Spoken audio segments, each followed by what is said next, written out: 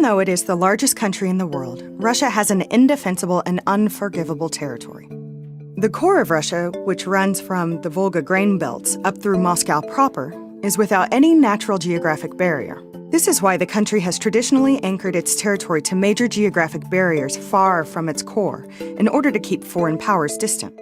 This has meant that Russian dominance has had to reach east across the frozen tundra of Siberia to the Pacific Ocean, southeast to the Tian Shan Mountains of Asia, south to the Caucasus Mountains bordering Iran and Turkey, and finally west to the Carpathian Mountains in Central Europe. But there is one major hole in this geographic expanse, the Northern European Plain. The Northern European Plain is a gap between the Carpathian Mountains and the Baltic Sea, which at its narrowest is 300 miles across in Poland. This narrow point, referred to as the Polish Funnel, is just west of Warsaw in the north and reaches Krakow in the south. Russia has faced three major attackers along this axis: Napoleon, Wilhelm II, and Hitler. Russia would prefer to control the lands between Russia and the Polish Funnel and pushing as far west as possible, knowing that once an attacker is past that narrow choke point, then it is an open march to Russia's heartland.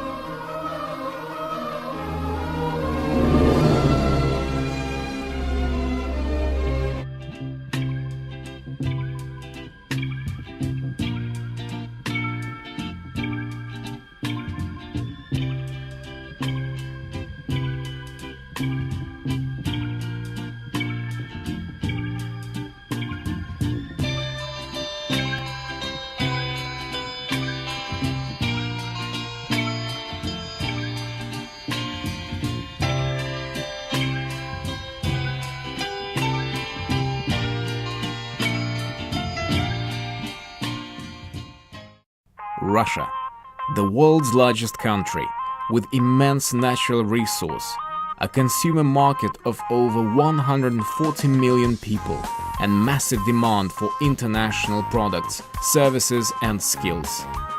With neighbors spanning from Europe to Asia, Russia's international trade levels will increase by around 150% by 2025. Growth leaders will include telecoms from China, electrical infrastructure from America, and automotives from Eastern Europe, in turn driving development of Russia's financial, capital, and securitization markets.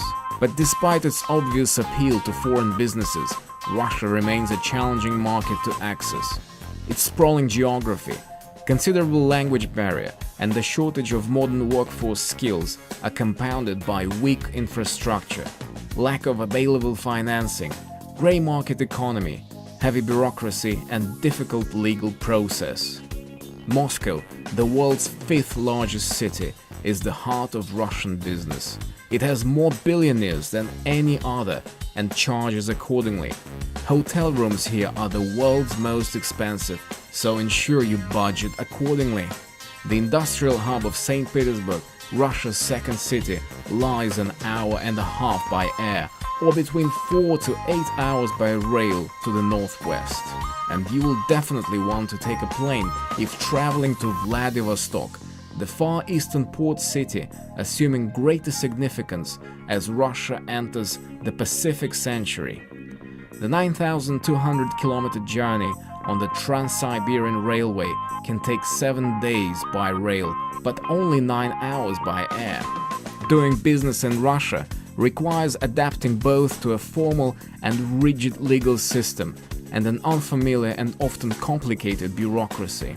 Foreign firms can choose to adopt of 4 common structures: a limited liability company or a joint stock company, both independent Russian legal entities, or to be registered as Russian-based subsidiaries of a foreign business as a representative office or branch.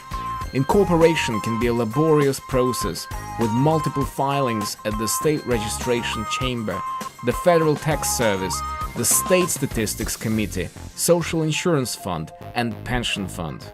Meanwhile, businesses involved in banking, insurance, education, pharmaceuticals, and alcohol will also require permits to operate.